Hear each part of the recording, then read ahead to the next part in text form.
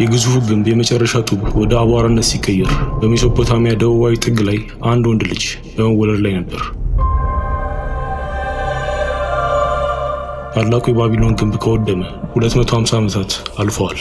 የምድር ላይ ነዋሪዎችም ሰምተው ያልተረዱትን አፋቸው ሳይንቀሳቀስ የሚናገሩበትን አዳዲስ መንገዶችን አዳብረዋል። በአምሳሉ የፈጠራቸውን አምላክ በአምሳላቸው በፈጠሩት ጣዖት ቀይረውታል።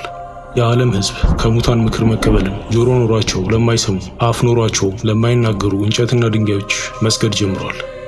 ከፈራረሱት የባቢሎን ግንቦች ወደ ደቡብ ምዕራብ 225 ኪሎ ሜትር ርቆ ታራ የተባለ ሰው የመጀመሪያ ወንድ ልጁ እየተወለደ ነው። እሱም አብርሃም ነው። የስሙ ትርጉም የብዙሃን አባት እንደማለት ነበር። በታሪካችን ፍጻሜ ላይም የሰው ልጆች ታሪክ የሕፃኑም ስም ሳይቀር በፈጣሪ የሚቀየር ይሆናል። ላይክ፣ ሼር እና ሰብስክራይብ በማድረግ የዘወትር ድጋፋችሁ አይለየን። የቴሌግራም ሊንክ በመንካትና በመቀላቀል የቤተሰባችን አባል ይሁኑ። የአብርሃም አባት ታራ በሰው ልጅ ስልጣኔ የመጀመሪያዎቹ ዓመታት ውስጥ ድፍረት የተሞላበት እርምጃ በመውሰድ ቤተሰቡን ከኡር ከተማ ይዞ ሲወጣ ይሆናል። ልጁን አብርሃምን፣ የልጅ ልጁን የሃራንን ልጅ ሎጥንና የአብርሃምን ሚስት ሶራን ወሰደ። ከእርሱም ጋር ወደ ከነዓን ምድር ይሄዱ ዘንድ ከለዳውያን ምድር ከኡር ወጡ። ወደ ካራንም መጡ፣ በዚያም ተቀመጡ። የታራም ዕድሜ 205 ዓመት ሆነ፣ በካራንም ሞተ። አባቱ ይፈጽሙ ያልቻለውን ይተገብር ዘንድ አብርሃም ተጠራ። እግዚአብሔርም አብርሃምን አለው፣ ከአገርህ ከዘመዶችም ከአባትህም ቤት ተለይተህ እኔ ወደማሳይ ምድር ውጣ። ታላቅ ሕዝብም አደርግሃለሁ፣ እባርክሃለሁ፣ ስምህንም አከብረዋለሁ፣ ለበረከትም ሁን። የሚባርኩህንም እባርካለሁ፣ የሚረግሙህንም እረግማለሁ። የምድር ነገዶችም ሁሉ በአንተ ይባረካሉ። በዚህ ወቅት አብርሃምና ቤተሰቡ ብዙ አማልክትና የጣዖት አምላኪዎች ነበሩ። አሁን አብርሃም መምረጥ ይኖርበታል። ራሱን ለአብርሃም ለገለጠው እግዚአብሔር መታዘዝ ወይም የሌሎቹን የጣዖት አማልክት የተስፋ ቃል መቀበል። የሕይወት ዛፍ መንገድ፣ ሌላው የእውቀት ዛፍ መንገድ መረጠ። እግዚአብሔር እንደነገረውም ሄደ። ሎጥም ከእርሱ ጋር ሄደ። አብርሃምም ከካራን በወጣ ጊዜ የ75 ዓመት ሰው ነበር። ሚስቱን ሶራንና የወንድሙን ልጅ ሎጥን ከብቶቻቸውን ሁሉና በካራን ያገኟቸውን ሰዎች ይዞ ወደ ከነዓን ምድርም ገቡ። አብርሃምም እስከ ሴኮም ስፍራ እስከ ሞሪያ የአድባር ዛፍ ድረስ በምድር አለፈ። የከነዓን ሰዎችም በዚያን ጊዜ በምድሩ ነበሩ። እግዚአብሔርም ለአብርሃም ተገለጠለትና ይህችን ምድር ለዘርህ እሰጣለሁ አለው። እርሱም ተገለጠለት። ለእግዚአብሔር በዚያ ስፍራ መሠዊያውን ሠራ። በቤቴል ምስራቅ ወዳለው ተራራ ወጣ። ቤቴልን ወደ ምዕራብ፣ ጋይንን ወደ ምስራቅ አድርጎ ድንኳኑን ተከለ። በዚያም ለእግዚአብሔር መሠዊያውን ሠራ፣ የእግዚአብሔርንም ስም ጠራ። ከዚያ ተነስቶም እየተጓዘ ወደ አዜብ ሄደ።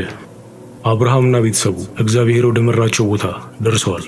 ሆኖም ያልጠበቁት ነገር ገጠማቸው። ስፍራው በከባድ ረሃብ ተመቷል። ከዚህ በኋላ የአብርሃም ጉዞ በጥርጣሬና በጭንቀት መሞላት ጀመረ።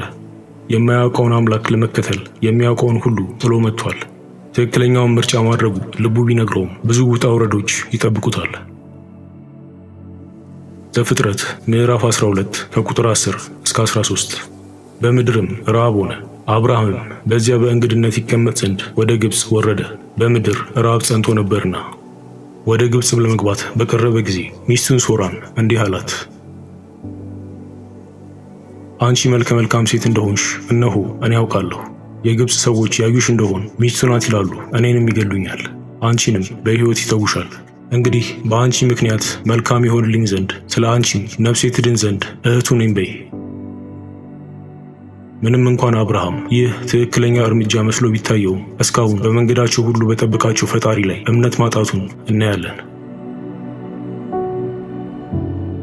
ወደ ግብፅ በገባ ጊዜ የግብፅ ሰዎች ሴቲቱ እጅግ ውብ እንደሆነች አዩ። የፈርዖንም አለቆች አዩአት፣ በፈርዖንም ፊት አመሰገኗት። ሴቲቱንም ወደ ፈርዖን ቤት ወሰዷት። ፈርዖኑም ለአብርሃም ስለ እርሷ መልካም ነገር አደረገለት። በጎችም፣ በሬዎችም፣ ግመሎችና ወንድና ሴት ባሮችም ሰጠው። ፈጣሪ ግን በዚህ የአብርሃም ድርጊት ደስተኛ አልነበረም። ዘፍጥረት ምዕራፍ 12 ቁጥር 17። እግዚአብሔርም በአብርሃም ሚስት በሶራ ምክንያት ፈርዖኑንና የቤቱን ሰዎች በታላቅ መቅሰፍት መታ። ፈርዖኑም ስለ ሶራ እውነቱን ባወቀ ጊዜ ሊጋፈጡ የመጣውን ኃያል አምላክ ፈራ። አብርሃምንም ጠርቶ አለው፣ ይህ ያደረግክብኝ ምንድን ነው? እርሷ ሚስትህ እንደሆነች ለምን አልገለጥክልኝም? ለምንስ እህቴ ናት አልክ? እኔ ሚስት ላደርጋት ወስጃት ነበር። አሁንም ሚስትህ እነኋት፣ ይዘሃት ሂድ።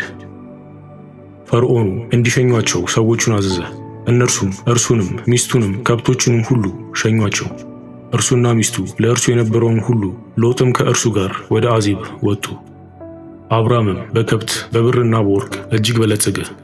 ከአዜብ ባደረገው ጉዞ ወደ ቤቴል በኩል ሄደ። ያም ስፍራ አስቀድሞ በቤቴልና በጋይን መካከል ድንኳን ተክሎበት የነበረው ነው። ከአብርሃም ጋር የሄደው ሎጥ ደግሞ የላምና የበግ መንጋ ድንኳንም ነበረው። የነበራቸው እጅግ ነበርና በአንድነት ሊቀመጡ አልቻሉም። የአብርሃምና የሎጥን መንጎች በሚጠብቁ መካከልም ጠብ ሆነ። በዚያ ዘመን ከነዓናውያንና ፌርዛውያን በዚያች ምድር ተቀምጠው ነበር።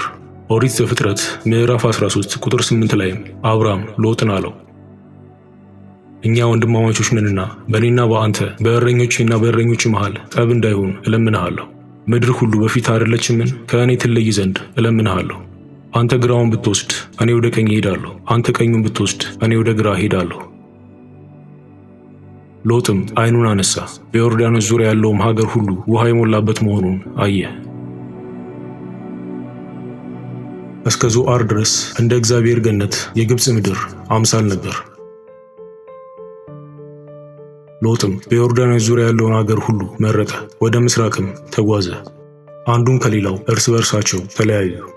አብርሃምም በከነዓን ምድር ተቀመጠ፣ ሎጥም በአገሩ ሜዳ ባሉ ከተሞች ተቀመጠ። እስከ ሰዶምም ድረስ ድንኳኑን አዘዋወረ። የሰዶም ሰዎች ግን ክፎችና በእግዚአብሔር ፊት እጅግ ኃጢአተኞች ነበሩ። ሎጥ ከተለየው በኋላም እግዚአብሔር አብርሃምን አለው፣ ዓይንህን አንሳና አንተ ካለህበት ስፍራ ወደ ሰሜንና ወደ ደቡብ፣ ወደ ምስራቅና ወደ ምዕራብ እይ። የምታያትን ምድር ሁሉ ለአንተና ለዘርህ ለዘላለም እሰጣለሁና ዘርህንም እንደ ምድር አሸዋ አደርጋለሁ። የምድርን አሸዋ ይቆጥር ዘንድ የሚችል ሰው ቢኖር ዘርህ ደግሞ ይቆጠራል። ተነሳ፣ በምድር በርዝመቷም በስፋቷም ሂድ፣ እርሷን ለአንተ እሰጣለሁና። አብርሃምም ድንኳኑን ነቀለ፣ ወጥቶም በኬብሮን ባለው በመምሬ የአድባር ዛፍ ተቀመጠ። በዚያም ለእግዚአብሔር መሠዊያውን ሠራ። በተራራ እንደሚንከባለል እሳት የኃያላን ነገሥታት ጦርነት በምድር ላይ ተጫረ። ኦሪት ዘፍጥረት ምዕራፍ 14 ከቁጥር 1 እስከ 13 እንዲህ ሲል አስቀምጦታል። በሰናኦር ንጉሥ በአምራፌል፣ በአላሳር ንጉሥ በአርዮክ፣ በኤላም ንጉሥ በኮሎዶ ጎምር፣ በአሕዛብ ንጉሥ በቲዳል ዘመን እንዲህ ሆነ። ከሰዶም ንጉሥ ከባላ፣ ከገሞራ ንጉሥ ከብርሳ፣ ከአድማ ንጉሥ ኮስነአብ፣ ከሰቦይም ንጉሥ ከሰሜበር፣ ዞዓር ከተባለ ከቤላ ንጉሥም ጋር ሰልፍ አደረጉ። እነዚህ ሁሉ በሲዲም ሸለቆ ተሰብስበው ተባበሩ። ይኸውም የጨው ባህር ነው። እነዚህ ለ12 ዓመት ያህል ተገዝተው ነበር። በ13ኛውም ዓመት አመፁ። ኮሎዶ ጎምርና አጋሩ የነበሩት ነገሥታትም ተጣመሩ። ራፋይንም በአስጣሮት ቀርናይም፣ ዙዚምንም በሃም ኤሚምንም በሴዊ ኪርያታይም መቱ። የሆር ሰዎችንም በሴር ተራራቸው በበረሃ አጠገብ እስካለች ኤልፋራን ድረስ አጠቁ። ተመልሰውም ከአዴስ ወደ ተባለች ወደ አይን ሚስፓጥ መቱ። የአማሌቅን አገር ሁሉና በሐሴሶን ታማር የነበረውን አሞራውያንን መቱ። እነዚህ ሁሉ በሲዲም ሸለቆ በእነርሱ ላይ ለሰልፍ ወጡ። የኤለምን ንጉሥ ኮሎዶ ጎምርን፣ የአሕዛብን ንጉሥ ቲድአልን፣ የሰናኦርን ንጉሥ አምራፌልን፣ የኤላሳርን ንጉሥ አርዮክን ለመውጋት 5ቱ ነገሥታት በእነዚህ በአራቱ ላይ ዘመቱ። የሲዲም ሸለቆ ግን የስፋት ጉድጓዶች ነበሩበት። የሰዶም ንጉሥና የገሞራ ንጉሥም ሸሹና ወደዚያ ወደቁ። የቀሩትም ወደ ተራራ ሸሹ። የሰዶምና የገሞራን ከብት ሁሉ መብላቸውንም ሁሉ ይዘው ሄዱ። በሰዶም ይኖር የነበረውን የአብርሃምን ወንድም ልጅ ሎጥንና ከብቱንም ወስደው ሄዱ። አንድ የሸሸ ሰውም መጣ፣ ለአብርሃም ነገረው። አብርሃምም ወንድሙ እንደተማረከ በሰማ ጊዜ በቤቱ የተወለዱትን 318 ብላቴናዎች አሰለፈ። ተከትሏቸው እስከ ዳን ድረስ ሄደ። ብላቴናዎቹንም ከፍሎ በሌሊት ከባሪያዎቹ ጋር ወረደባቸው፣ መታቸው። በደማስቆስ ግራ እስካለችው እስከ ሆባ ድረስ አሳደዳቸው። ወንድሙን ሎጥና ከብቶቹን ሕዝቡንም ድል አድርጎ አስመለሰ። ወቅቶ ከተመለሰ በኋላ የሰዶም ንጉሥ የንጉሥ ሸለቆ በሆነው በሴዊ ሸለቆ ሊቀበለው መጣ። የሳሌም ንጉሥ መልከ ጼዴቅም እንጀራና የወይን ጠጅ አወጣ። እርሱም የልዑል እግዚአብሔር ካህን ነበር። ባረከው። አብርሃም ሰማይና ምድርን ለሚገዛ ለልዑል እግዚአብሔር የተባረከ ነው፣ ጠላቶችን በእጅህ የጣለልህ ልዑል እግዚአብሔርም የተባረከ ነው አለው። አብርሃምም ከሁሉ አስራትን ሰጠው። የሰዶም ንጉሥም አብርሃምን ሰዎቹን ስጠኝ፣ ከብቱን ግን ለአንተ ውሰድ አለው። አብርሃምም የሰዶምን ንጉሥ አለው፣ ሰማይና ምድርን ወደሚገዛ ወደ ልዑል እግዚአብሔር እጄን ከፍ አድርጌያለሁ። አንተ አብርሃምን ባለጠጋ አደረግኩት እንዳትል፣ ብላቴናዎቹ ከበሉት በቀር ከእኔ ጋር ከሄዱትም ድርሻ በቀር ፈትልም ቢሆን የጫማ ማዘቢያም ቢሆን ለአንተ ከሆነው ሁሉ እንዳልወስድ አውናን ኤስኮልንም መምሬም እነርሱ ድርሻቸውን ይሰዱ። ከዚህ በኋላ የእግዚአብሔር ቃል በራእይ ወደ አብርሃም መጣ እንዲህ ሲል፣ አብርሃም ሆይ አትፍራ፣ እኔ ለአንተ ጋሻህ ነኝ፣ ዋጋህም እጅግ ታላቅ ነው። አብርሃምም አቤቱ እግዚአብሔር ሆይ ምንን ትሰጠኛለህ? እኔም ያለ ልጅ እሄዳለሁ። የቤቴን መጋቢ የደማስቆ ሰው ይህ ኤልኤዜር ነው አለ። ለእኔ ዘር አልሰጠኸኝም፣ እነሆም በቤት የተወለደ ሰው ይወርሰኛል አለ። እነሆም የእግዚአብሔር ቃል እንዲህ ሲል መጣለት፣ ይህ አይወርስህም፣ ነገር ግን ከጉልበት የሚወጣው ይወርስሃል። ወደ ሜዳም አወጣውና ወደ ሰማይ ተመልከት፣ ከዋክብትንም ልትቆጥራቸው ትችል እንደሆን ቁጠር፣ ዘርህም እንዲህ ይሆናል አለው። አብርሃምም በእግዚአብሔር አመነ፣ ጽድቅም ሆኖ ተቆጠረለት። ይህችን ምድር ትወርሳት ዘንድ እንድሰጥህ ከለዳውያን ኡር ያወጣው እግዚአብሔር እኔ ነኝ አለው። ፀሐይም በገባች ጊዜ በአብርሃም ከባድ እንቅልፍ መጣበት፣ እነሆ ድንጋጤና ታላቅ ጨለማ ወደቀበት። አብርሃምንም አለው፣ ዘርህ ለእርሱ ባልሆነች ምድር ስደተኞች እንዲሆኑ በእርግጥ እወቅ። ባሪያዎች አድርገውም 400 ዓመት ያስጨንቋቸዋል። ደግሞም በባርነት በሚገዟቸው ሕዝብ ላይ እኔ እፈርዳለሁ። ከዚያም በኋላ በብዙ ከብት ይወጣሉ። አንተ ግን ወደ አባቶችህ በሰላም ትሄዳለህ፣ በመልካም ሽምግልና ትቀበራለህ። በአራተኛው ትውልድ ግን ወደዚህ ይመለሳሉ፣ የአሞራውያን ኃጢአት ገና አልተፈጸመምና። ፀሐይም በገባች ጊዜ ታላቅ ጨለማ ሆነ፣ የምድጃ ጢስና የእሳት ነበልባል በዚያ በተከፈለው መካከል አለፈ። በዚያ ቀን እግዚአብሔር ለአብርሃም እንዲህ ብሎ ቃል ኪዳን አደረገ። ከግብፅ ወንዝ ጀምሮ እስከ ትልቁ ወንዝ እስከ ኤፍራጥስ ወንዝ ድረስ ይህችን ምድር ለዘር ሰጥቻለሁ። ኬናውያንን፣ ኬኔዛውያንንም፣ ከድሞናውያንንም፣ ኬጢያውያንንም፣ ፌርዛውያንንም፣ ራፋይንንም፣ አሞራውያንንም፣ ከነዓናውያንንም፣ ጌርጌሳውያንንም፣ ኢያቡሳውያንንም። አብርሃምና ሶራ ዕድሜያቸው ወደ 100 ተጠግቷል። አሁንም ግን ዘራቸውን አልተኩም። ታዲያ በምን መንገድ ነው ዘራቸው ከከዋክብት የሚበልጠው? አምላክ ቃል የገባላቸውን ምድርስ እንዴት ይወርሳሉ? ሶራ አጋር የተባለች ግብፃዊት ባሪያ ነበረቻት። ሶራም አብርሃምን እንዳልወልድ እግዚአብሔር ዘጋኝ፣ ምናልባት ከእርሷ በልጅ ይታነጽ እንደሆነ ወደ እርሷ ግባ አለችው። አብርሃምም የሶራን ቃል ሰማ። በከነዓን ምድር 10 ዓመታት ከተቀመጠ በኋላ የአብርሃም ሚስት ሶራ ግብፃዊት ባሪያዋን አጋርን ወስዳ ለባሏ ለአብርሃም ሚስት ትሆነው ዘንድ ሰጠችው። እርሱም ወደ አጋር ገባ፣ አረገዘችም። እንዳረገዘችም ባየች ጊዜ እመቤቷን በዓይኗ አቃለለች። ሶራም አብርሃምን መገፋቴ በአንተ ላይ ይሁን፣ እኔ ባሪያዬን በብብትህ ሰጠሁ። እንዳረገዘችም ባየች ጊዜ እኔን በዓይኗ አቃለለችኝ፣ እግዚአብሔር በእኔና በአንተ መካከል ይፍረድ አለችው። አብርሃምም ሶራን እነሆ ባሪያሽ በእጅሽ ናት፣ እንደወደድሽ አድርጊባት አላት። ሶራም ባሰቃየቻት ጊዜ አጋር ከፊቷ ኮበለለች። የእግዚአብሔር መልአክም በውሃ ምንጭ አጠገብ በበረሃ አገኛት። ምንጩም ወደ ሱር በምትወስደው መንገድ አጠገብ ነው። እርሱም አጋር ሆይ ከወዴት መጣሽ? ወዴትስ ትሄጃለሽ? አላት። እኔ ከእመቤቴ ከሶራ የኮበለልኩ ነኝ አለች። የእግዚአብሔር መልአክም ወደ እመቤትሽ ተመለሽ፣ ከእጇን በታች ሆነሽ ተገዥ፣ ዘርሽን እጅግ አበዛለሁ፣ ከብዛቱም የተነሳ አይቆጠርም። እነሆ አንቺ ጸንሰሻል፣ ወንድ ልጅም ትወልጃለሽ፣ ስሙንም እስማኤል ብለሽ ትጠሪዋለሽ፣ እግዚአብሔር መቸገርሽን ሰምቷልና። እርሱም እጁ በሁሉ ላይ ይሆናል፣ የሁሉም እጅ ደግሞ በእርሱ ላይ ይሆናል። እርሱም በወንድሞቹ ሁሉ ፊት ይኖራል። ይናገራት የነበረውን የእግዚአብሔርን ስም ኤልሮኢ ብላ ጠራች፣ የሚያየኝን በውኑ እዚህ ደግሞ አየሁትን ብላለችና። ስለዚህም የዚያ ጉድጓድ ስም ብኤር ለሃይሮኒ ተብሎ ተጠራ። ቦታውም በቃዴስና በባድሬ መካከል ነው። አጋርም ለአብርሃም ወንድ ልጅ ወለደችለት። አብርሃምም አጋር የወለደችለትን የልጁን ስም እስማኤል ብሎ ጠራው። እስማኤል ለአብርሃም በተወለደ ጊዜ አብርሃም የ86 ዓመት ሰው ነበር።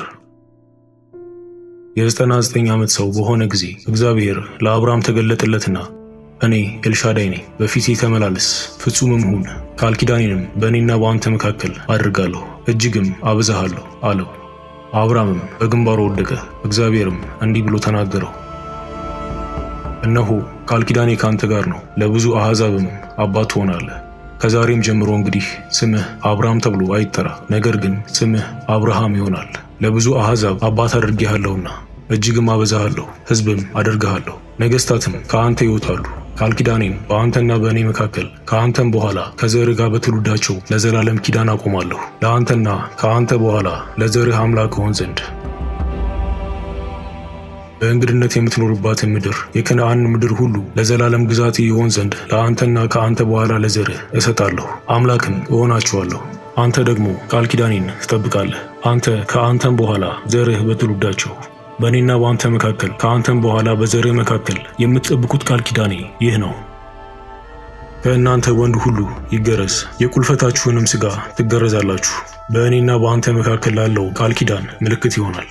የ8 ቀን ልጅ ይገረዝ፣ በቤት የተወለደ ወይም ከዘራችሁ ያልሆነ በብርም ከእንግዳ ሰው የተገዛ ወንድ ሁሉ በትውልዳችሁ ይገረዝ። ቃል ኪዳኔም በሥጋችሁ የዘላለም ቃል ኪዳን ይሆናል። የቁልፈቱ ሥጋ ያልተገረዘ ቁላፍ ሰው ሁሉ ያቺ ነፍስ ከወገኗ ተለይታ ትጥፋ፣ ቃል ኪዳኔን አፍርሳለችና። የሚስትህን የሶራን ስም ሶራ ብላ አትጥራ፣ ስሟ ሳራ ይሆናል እንጂ።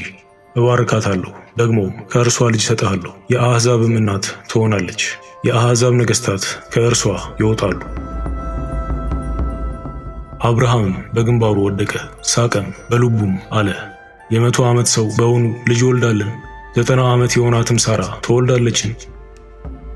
እስማኤል በፊትህ ቢኖር በወደድኩ ነበር አለው። እግዚአብሔርም አለ፣ በእውነት ሚስትህ ሳራ ወንድ ልጅ ትወልድልሃለች፣ ስሙንም ይስሐቅ ብለህ ትጠራዋለህ።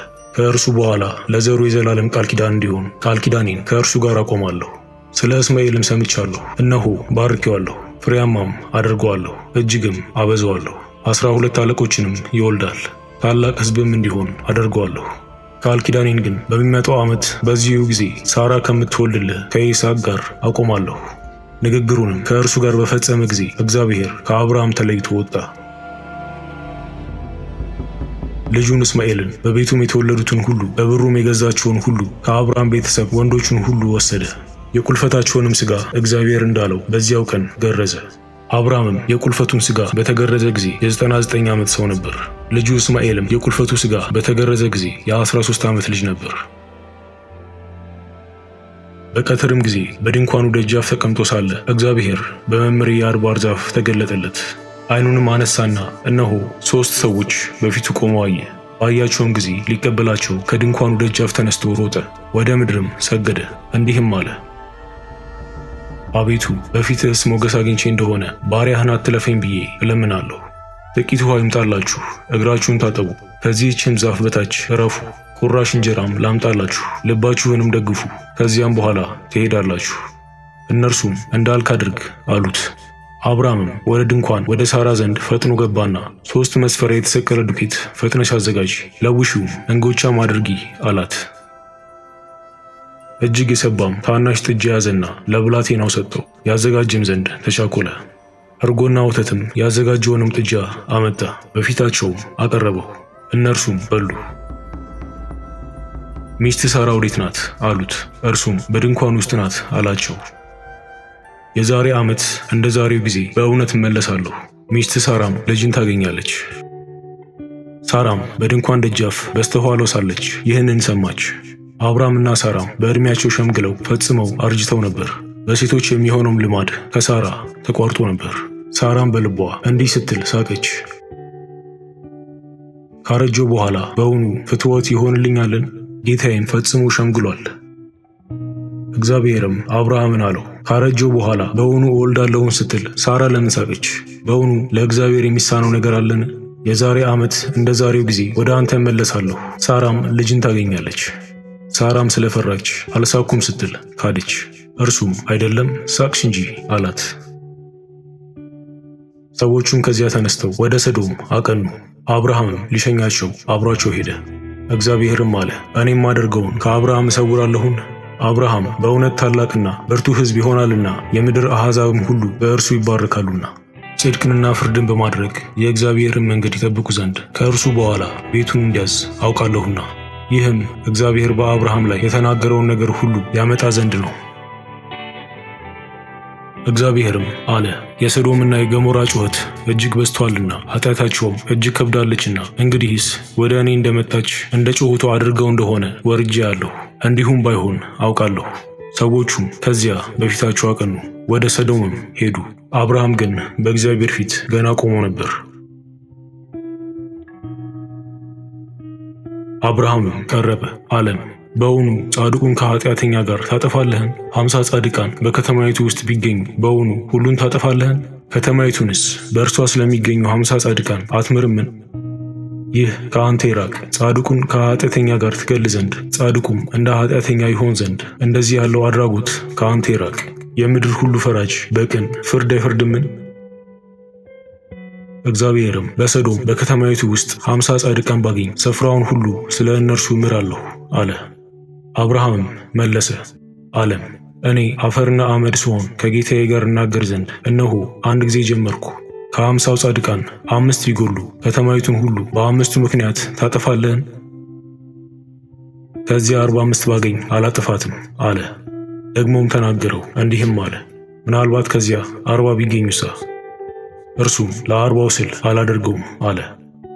ጌታዬ አይቆጣ፣ እኔም እናገራለሁ። ምናልባት ከዚያ 30 ቢገኙሳ? አለ። ከዚያ 30 ባገኝ አላጠፋትም። ከጌታዬ ጋር እናገር ዘንድ አንድ ጊዜ ጀመርኩ። ምናልባት ከዚያ 20 ቢገኙሳ? ከዚያ 20 ቢገኙ ስለ 20ው አላደርገውም። አንድ ጊዜ ብቻ ብናገር ጌታዬ አይቆጣ።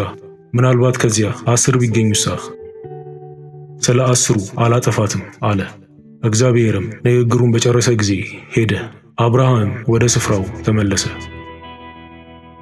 ሁለቱም መላእክት በመሸ ጊዜ ወደ ሰዶም ገቡ። ሎጥም በሰዶም በር ተቀምጦ ነበር። ባያቸውም ጊዜ ሊቀበላቸው ተነሳ፣ ፊቱንም ደፍቶ ወደ ምድር ሰገደ። አላቸውም፣ ጌቶቼ ሆይ ወደ ባሪያችሁ ቤት አቅኑ፣ ከዚያም እደሩ፣ እግራችሁንም ታጠቡ፣ ነገ ማልዳችሁም መንገዳችሁን ትሄዳላችሁ። እነርሱም በአደባባዩ እናድራለን እንጂ አይሆንም አሉት። እጅግም ዘበዘባቸው። ወደ እርሱም አቀኑ፣ ወደ ቤቱም ገቡ። ማዕድ አቀረበላቸው፣ ቂጣንም ጋገረ፣ እነርሱም በሉ። ገናም ሳይተኙ የዚያች ከተማ የሰዶም ሰዎች ከብላቴናው ጀምሮ እስከ ሽማግሌው ድረስ በየስፍራው ያለው ሕዝብ ሁሉ ቤቱን ከበቡት። ሎጥንም ጠርተው እንዲህ አሉት፣ በዚህ ሌሊት ወደ ቤት የገቡት ሰዎች ወዴት ናቸው? እናውቃቸው ዘንድ ወደ እኛ አውጣቸው። ሎጥም ወደ እነርሱ ወደ ደጅ ወጣ፣ መዝጊያውንም በኋላው ዘጋው። እንዲህም አለ፣ ወንድሞቼ ሆይ ይህን ክፉ ነገር አታድርጉ። እነሆ ወንድ ያላወቁ 2 ሴት ልጆች አሉኝ። እነርሱን ላውጣላችሁ፣ እንደወደዳችሁም አድርጓቸው። በእነዚህ ሰዎች ብቻ ምንም አታድርጉ፣ እነርሱ በጣሪያ ጥላ ስር ገብተዋልና። እነርሱም ወዲያ ሂድ አሉት። ደግሞም እንዲህ አሉ፣ ይህ ሰው በእንግድነት ለመኖር መጣ፣ ፍርዱንም ይፈርድ ዘንድ ይፈለጋል። አሁን በአንተ ከእነርሱ ይልቅ ክፉ እናደርግብሃለን። ሎጥንም እጅግ ተጋፉት፣ የደጁንም መዝጊያ ለመስበር ተቃረቡ። ሁለቱም ሰዎች እጃቸውን ዘርግተው ሎጥን ወደ እነርሱ ዘንድ ወደ ቤት አስገቡት፣ መዝጊያውንም ዘጉት። በቤቱ ደጃፍ የነበሩትም ሰዎች ከታናሾቻቸው ጀምሮ እስከ ታላቃቸው ድረስ አሳወሯቸው። ደጃፉንም ለማግኘት ሲፈልጉ ደከሙ። ሁለቱ ሰዎች ሎጥን አሉት፣ ከዚህ ሌላ ማን አለ? አማችም ቢሆን ወንድ ልጅም ቢሆን ወይም ሴት ልጅ ብትሆን ከከተማይቱ ያለህን ሁሉ ከዚህ ስፍራ አስወጣቸው። ሎጥም ወጣ፣ ልጆቹን ለሚያገቡት ለአማቾቹም ነገራቸው። አላቸውም፣ ተነሱ፣ ከዚህ ስፍራ ውጡ፣ እግዚአብሔር ይህችን ከተማ ያጠፋልና። አማቾቹ ግን የሚያፌዝባቸው መሰላቸው። ጎህም በቀደደ ጊዜ መላእክት ሎጥን፣ ተነሳ፣ ሚስትህንና ከዚህ ያሉትን 2 ሴቶች ልጆችህን ውሰድ፣ በከተማይቱ ኃጢአት እንዳጠፋ እያሉ ያስቸኩሉት ነበር። እርሱም በዘገየ ጊዜ እግዚአብሔር ስላዘነለት እነዚያ ሰዎች የእርሱን እጅ የሚስቱንም እጅ የ2 የሴቶች ልጆቹንም እጅ ይዘው አወጡትና በከተማይቱ ውጭ አስቀመጡት። ወደ ሜዳም ካወጧቸው በኋላ እንዲህ አለው፣ ራስህን አድን፣ ወደ ኋላ አትይ፣ በዚህም ዙሪያ ሁሉ አትቁም፣ እንዳትጠፋም ወደ ተራራው ሸሽተህ አምልጥ። ሎጥም አላቸው፣ ጌቶቼ ሆይ እንዲህስ አይሁን። እነሆ ባሪያህ በፊትህ ሞገስ አግኝቷል። ነፍሴን ለማዳን ያደረግክልኝ ምሕረትም አብዝተሃል። ክፉ እንዳያገኘኝና እንዳልሞት ወደ ተራራ ሸሽቼ ያመልጥ ዘንድ አልችልም። ይህች ከተማ ወደ እርሷ ሸሽቶ ለማምለጥ ቅርብ ናት፣ እርሷም ትንሽ ናት። ነፍሴን ለማዳን ወደ እርሷ ሸሽቼ ላምልጥ፣ እርሷ ትንሽ ከተማ አይደለችምን? እርሱም አለው፣ የተናገርሃትን ከተማ እንዳላጠፋት የለመንከኝን ተቀብያለሁ። በቶሎ ወደዚያ ሸሽታ አምልጥ፣ ወደዚያ እስክትደርስ ድረስ ምንም አደርግ ዘንድ አልችልምና። ስለዚህም የዚያች ከተማ ስም ዞአር ተባለ። ሎጥ ወደ ዞአር በገባ ጊዜ ፀሐይ በምድር ላይ ወጣች። እግዚአብሔርም በሰዶምና በገሞራ ላይ ከሰማይ እሳትና ዲን አዘነበ። እነዚያም ከተሞች በዙሪያቸውም ያለውም ሁሉ በከተሞቹም የሚኖሩት ሁሉ የምድሩንም ቡቃያ ሁሉ ገለበጠ። የሎጥም ሚስት ወደ ኋላ ተመለከተች፣ የጨው ሐውልትም ሆነች። አብርሃምም ማልዶ ተነሳ፣ ወደ ሰዶምና ወደ ገሞራ በዚያች ሀገር ወዳለው ምድር ሁሉ ተመለከተ። እነሆም የአገሪቱ ጢስ እንደ እቶን ጢስ ሲነሳ አየ። እግዚአብሔርም እነዚያን የአገር ከተሞች ባጠፋ ጊዜ አብርሃምን አሰበው። ሎጥ ተቀምጦበት የነበረውንም ከተማ ባጠፋ ጊዜ ከዚያ ጥፋት መካከል ሎጥን አወጣው። ሎጥም ከዞአር ወጣ፣ በዞአር ይቀመጥ ዘንድ ስለፈራም ከሁለት ሴቶች ልጆቹ ጋር በተራራ ተቀመጠ፣ ከልጆቹም ጋር በዋሻ ተቀመጠ። ታላቂቱም ታናሽቱን አለቻት፣ አባታችን ሸመገለ፣ በምድርም ሁሉ እንዳለው ልማድ ሊገናኘን የሚችል ሰው ከምድር ላይ የለም።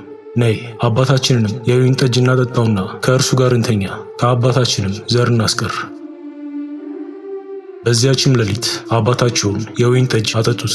ታላቂቱም ገባች፣ ከአባቷ ጋር ተኛች። እርሱም ስትተኛና ስትነሳ አላወቀም። በንጋታውም ታላቂቱ ታናሽቱን አለቻት፣ እነሆ ትናንት ከአባቴ ጋር ተኛሁ፣ ዛሬ ሌሊት ደግሞ የወይን ጠጅ እናጠጣው፣ አንቺም ግቢና ከእርሱ ጋር ተኚ፣ ከአባታችንም ዘር እናስቀር። በዛች ሌሊት የወይን ጠጅ አጠጡት።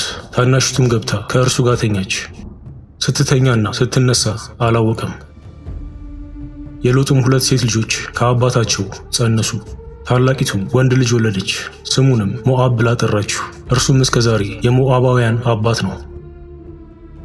ታናሽቱም ወንድ ልጅ ወለደች፣ ስሙን የወገኔ ልጅ ስትል አሞን ብላ ጠራችው።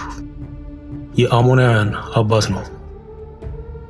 አብርሃምም ከዚያ ተነስቶ ወደ አዜብ ምድር ሄደ። በቃዴስና በሱር መካከልም ተቀመጠ፣ በጌራራም በእንግድነት ተቀመጠ።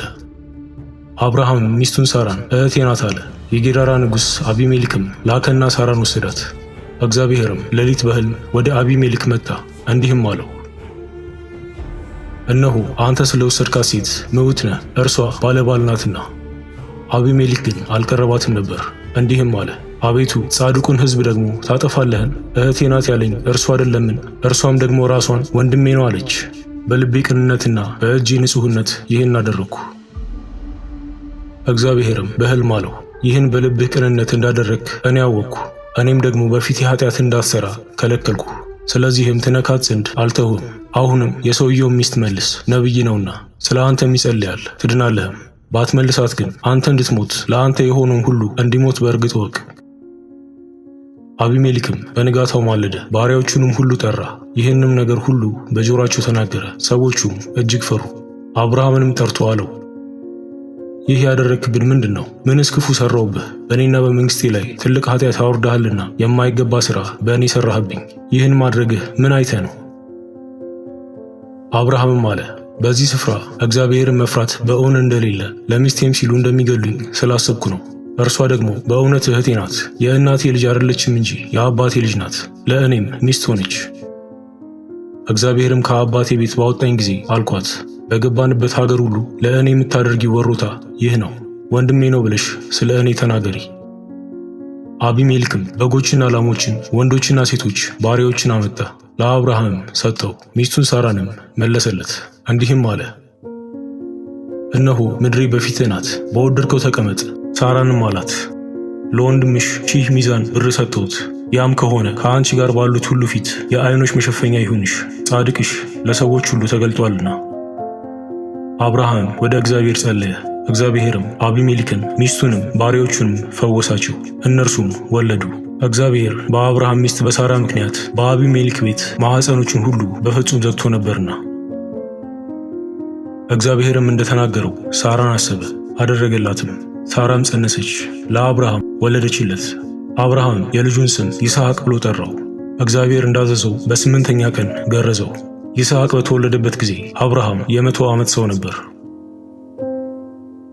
በእርጅናው ልጅን ወልጄለታለሁና እግዚአብሔር ሳቅ አድርጎልኛል። ይህንንም የሚሰማ ሁሉ በእኔ ምክንያት ይስቃል። ሳራ ልጆችን እንድታጠባ ለአብርሃም ማን በነገረው አለች።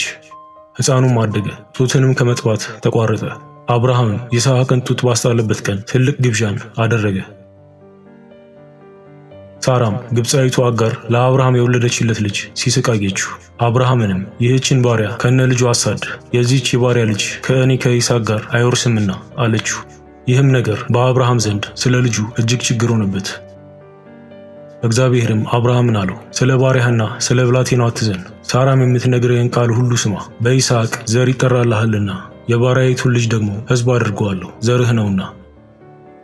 አብርሃምም ማልዶ ተነሳ፣ እንጀራንም ወሰደ፣ የውሃ አቁማዳንም ለአጋር በትከሻዋ አሸከማት፣ ብላቴናውንም ሰጥቶ አስወጣት።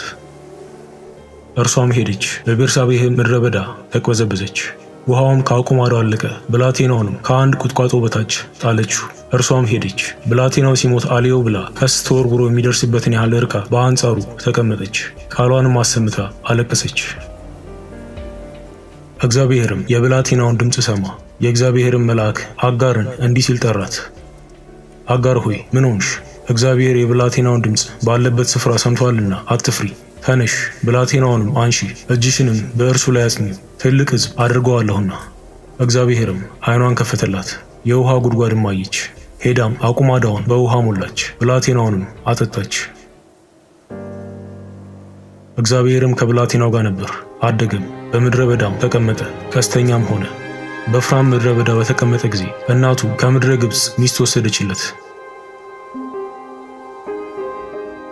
ከዚህም በኋላ እግዚአብሔር አብርሃም ፈተነው፣ እንዲህም አለው፣ አብርሃም ሆይ የምትወደውን አንድ ልጅህን ይስሐቅን ይዘህ ወደ ሞሪያ ምድር ሂድ። እኔም በምነግርህ በአንድ ተራራ ላይ በዚያ መሥዋዕት አድርገህ ሰዋው አለ። አብርሃምም በማለዳ ተነስቶ አህያውን ጫነ፣ 2 ሎሌዎቹንና ልጁን ይስሐቅን ከእርሱ ጋር ወሰደ። እንጨትንም ለመሥዋዕት ሰነጠቀ። ተነስቶ እግዚአብሔር ወዳለው ቦታ ሄደ። በሦስተኛውም ቀን አብርሃም ዓይኑን አነሳና ቦታውን ከሩቅ አየ። ሎሌዎቹንም አላቸው፣ አህያውን ይዛችሁ ከዚህ ቆዩ፣ እኔና ልጄ ወደዚያ ሄደን እንሰግዳለን፣ ወደ እናንተም እንመለሳለን። የመሥዋዕቱን እንጨት አንስቶ ለልጁ ለይስሐቅ አሸከመው። እርሱም እሳቱንና ቢላውን በእጁ ያዘ። ሁለቱም አብረው ሄዱ። ይስሐቅም አባቱን አብርሃምን ተናገረው። አባቴ ሆይ አለ። እሳቱና እንጨቱ ይኸው አለ፣ የመሥዋዕቱ በግ ግን ወዴት ነው? ልጄ ሆይ የመሥዋዕቱን በግ እግዚአብሔር ያዘጋጃል አለው። ሁለቱም አብረው ሄዱ። እግዚአብሔር ወዳለውን ቦታ ደረሱ። አብርሃም በዚያ መሠዊያውን ሠራ፣ እንጨትንም ረበረበ። ልጁን ይስሐቅንም አስሮ በመሠዊያው በእንጨቱ ላይ አጋደመው። እጁንም ዘረጋ፣ ልጁንም ያርድ ዘንድ ቢላዋ አነሳ። የእግዚአብሔር መልአክም ከሰማይ ተጣራ፣ አብርሃም አብርሃም አለው። እርሱም እነሆኝ አለ። ብላቴናው ላይ እጅህን አትዘርጋ፣ አንዳችም አታድርግበት። አንድ ልጅህን ለእኔ አልከለከልክምና እግዚአብሔርን የምትፈራ እንደሆነ አሁን አውቄአለሁ አለ። አብርሃምም ዓይኑን አነሳ፣ በኋላውም አንድ በግ በዱር ውስጥ ቀንዶቹ በዕፀ ሳቤቅ ተይዞ አየ። ሄዶም በጉን ወሰደው፣ በልጁም ፋንታ መሥዋዕት አድርጎ ሰዋው። ያንም ቦታ ያህዌ ይኤር ብሎ ጠራው። እስከ ዛሬም ድረስ በእግዚአብሔር ተራራ ይታያል ይባላል። የእግዚአብሔር መልአክም አብርሃምን ከሰማይ ለሁለተኛ ጊዜ ጠራው፣ እንዲህም አለው፣ እግዚአብሔር በራሴ ማልኩ ይላል፣ ይህን ነገር አድርገሃልና አንድ ልጅህንም አልከለከልክምና በእውነት በረከትን እባርካለሁ፣ ዘርህንም እንደ ሰማይ ከዋክብት በባህር ዳር እንዳለ አሸዋ አበዛዋለሁ።